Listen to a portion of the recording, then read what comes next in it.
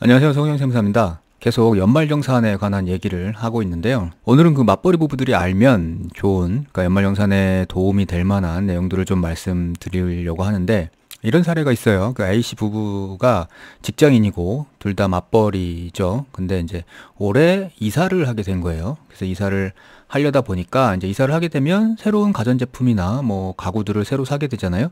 그러면 이제 그거 살 때 그런 생각을 하게 되는 거죠. 누구의 신용카드로 구입을 하게 되면 나중에 이제 올 연말에 연말정산할 때 조금 더 공제를 받을 수 있을까라는 고민을 하게 되는 거고요. 여기서 이제 A씨는 그런 결정을 내리는 거죠. 소득이 많은 본인이 본인 신용카드로 사용하는 게 좀 더 아마 세금 절감에는 도움이 될 것이다 라는 이제 결정을 내리고 A씨가 본인 신용카드로 가전제품이나 가구들을 새로 사게 되죠. 근데 이제 이 결정은 잘한 결정일까라는 문제인데요. 사실 연말정산 자체도 복잡한데 이게 맞벌이 부부가 껴버리면 이제 더 복잡해지게 되는 거죠. 단순히 소득이 많냐 적냐만 따져가지고 어떻게 소비를 해야 될까라는 결정을 하는 게 다가 아니라는 상황이 되기도 하죠. 그래서 이제 전체적으로 맞벌이 부부는 어떤 식으로 어떻게 연말정산의 전략을 짜야 될까라는 이제 문제를 얘기를 해볼 건데, 일단 한 네 가지 정도 나눠가지고요. 그 원칙적인 방법하고 그다음에 이제 신용카드 소득공제하고 의료비 세액공제를 예로 좀 들어가지고 구분을 좀 해보고요.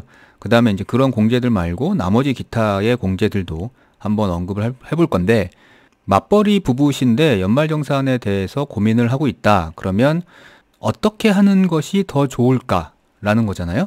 그 고민은. 그래서 이제 그 고민에 대해서 그 결론을 내리기 전에 먼저 알아야 될 내용들이 있어요. 일단은 부양가족의 기본 공제 요건, 그러니까 뭐 소득 조건이나 아니면 나이 요건 뭐 이런 것들을 좀 알아야 되고요. 근데 이 부분은 그 뭐 다들 잘 아실 것 같고요. 그리고 이제 소득공제하고 세액공제의 차이와 개념을 좀 아셔야 되는데, 이거는 이제 저번 영상에 제가 한번 말씀드렸거든요.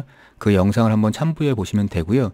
그리고 어느 사안이 됐던지 간에 이제 비교를 해야 되니까, 이 비교를 할 수 있는 방법은 연말정산 미리 보기에서 대략적으로 세액을 계산해 보는 방법이 제일 좋거든요. 그래서 홈택스에서 연말정산 미리 보기 하는 방법, 뭐 요것도 좀 알아두시면 좋을 것 같고요.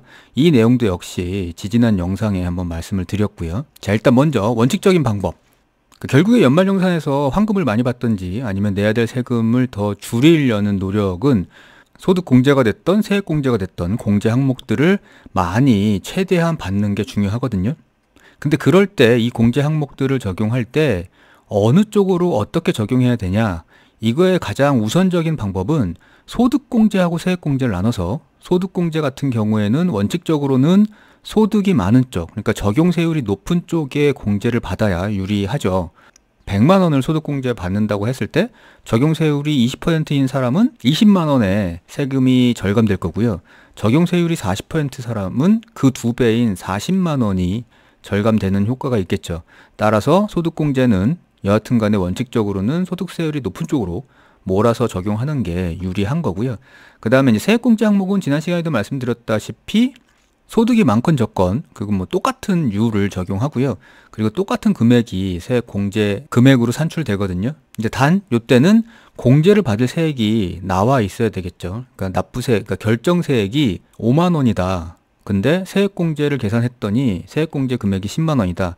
이러면 아무리 세액공제가 10만 원이어도 결정세액이 5만 원이기 때문에 공제할 금액이 5만 원밖에 안 되는 거죠. 그러니까 이러한 것들이 이제 원칙적인 그 공제 방법이고, 근데 공제 항목마다 각각 그 공제 조건을 별도로 두는 경우들이 있거든요. 그러니까 그런 것들은 항목별로 이제 다시 검토가 필요한 거고요. 그러니까 예를 들어서 뭐냐면 신용카드 소득공제 같은 경우에는 그 본인 연봉에, 그러니까 총 급여의 25% 이상을 사용해야 그 초과되는 부분을 공제가 들어가잖아요. 그러면 여기서 보시는 것처럼 아무리 남편이 소득이 많아서 소득세율 적용되는 율이 더 높다고 해도 연봉 1억일 때 25%는 2,500만 원이니까 만약에 신용카드 사용 금액이 2,500만 원보다 적다 이러면 공제할 수 있는 자체가 발생하지 않겠죠.